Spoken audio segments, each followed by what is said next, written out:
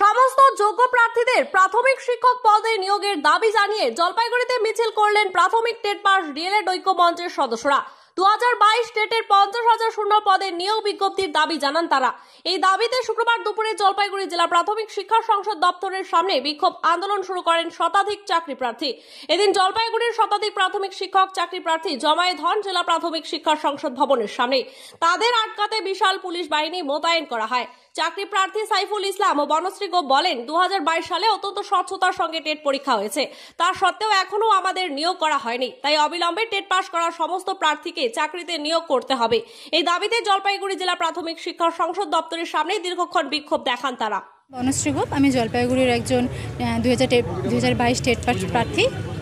এই বিগত 3 বছর আজকে ডিপিএসে এসেছি আমাদের ডেপুটেশন জমা দেওয়ার জন্য, যাতে অবিলম্বে আমাদের নিয়োগের ব্যবস্থা করা হয়। যেহেতু এসএসসি ওবিসির এই মামলার থাকা সত্ত্বেও আমাদের এসএসসির এসএলএসটির নিয়োগ বিজ্ঞপ্তি আজকে প্রকাশিত হলো, কিন্তু আমাদের বেলায় কেন এই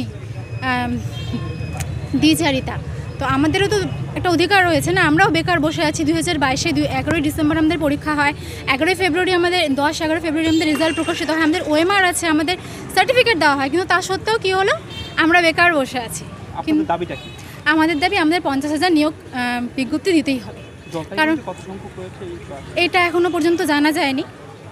টোটাল রাজ্যে মিলে মোট 50,000-এর কাছাকাছি, বাইক তার একটু বেশি হলে হতে পারে, প্রার্থী রয়েছে। হ্যাঁ, আজকে ডেপুটেশন দেওয়া হবে। এখানে যে ডিপিএসসি চেয়ারপারসন রয়েছেন তাকেই দেওয়া হবে। আমার নাম বনশ্রী গোপ। আমার নাম সাইফুল ইসলাম। আমার 22 টেট পাস। আজকে আমরা ডিপিএসসি অভিযান করতে আসি। 2022 সালে আমরা টেট পরীক্ষা দিয়েছি। আজ 3 বছর হতে চললেও কোনো ইন্টারভিউ নোটিশ নাই, কোনো নিয়োগ নাই। আমাদের মাননীয় প্রতিশ্রুতি দিয়েছেন যে আমাদের নিয়োগ করবেন, আমাদের পর্ষদ সভাপতি প্রতিশ্রুতি দিয়েছেন প্রত্যেক বছর 2বার নিয়োগ হবে, কিন্তু এখনও 3 বছর হতে চললেও কোনো নিয়োগ নাই, কোনো ইন্টারভিউ নোটিশও নাই। আর উনি প্রেস কনফারেন্স করে বলেছিলেন যে আমার কাছে 50,000 শূন্যপদ আছে, কোনো 22 টেট বসে থাকবে না।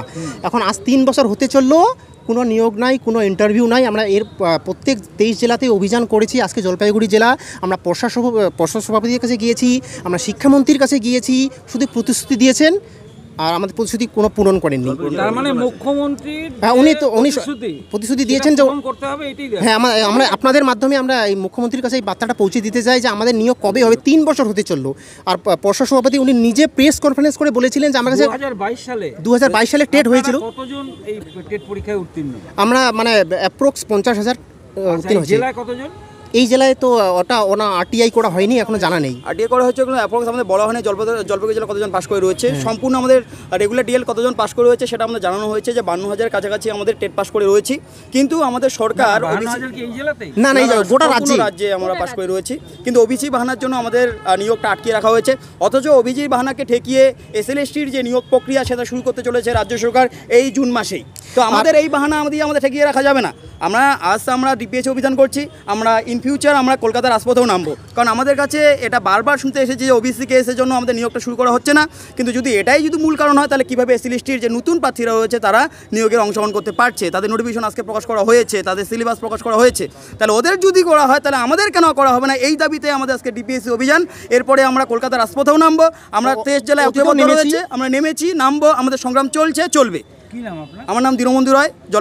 জলপাইগুড়ি জেলা থেকেই আমি বিলং করি। 22 স্টেট থেকে আমি পাস করেছি। এই সংগঠনে কি আপনি? এই আমরা সবাই সদস্য, আমরা 22 স্টেট, এটাই আমাদের পরিচয়। সম্পূর্ণ 22 স্টেট পাস। আমার 50,000 আমরা এটা। আমার নাম সাইফুল ইসলাম।